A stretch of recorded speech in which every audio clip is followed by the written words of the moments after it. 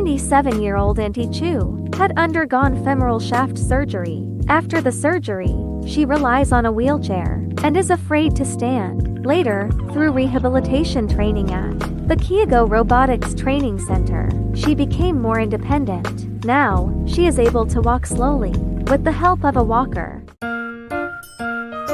How did you come to know about the Keeogo Robotic Training Centre?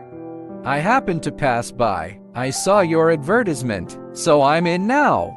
Can I learn about Auntie Chu's medical history? She fell and fractured her bone in October last year. After the fracture, she underwent surgery. After the surgery, she was bedridden. She was bedridden for about a month. This led to the development of a bedsore. Later, I transferred her to another center. At that center, they completely treated her bedsore. However, she was unable to straighten her leg. At first, the feet were all bent and couldn't be straightened. Since it stayed that way, I felt that it was not good. If she remained like that, she would never have a chance to stand up again. I personally know some massage techniques, so I tried to help her with them. At the same time, I wasn't sure how effective it would be, so I also wanted to consult other physiotherapy centers. That's why I came here.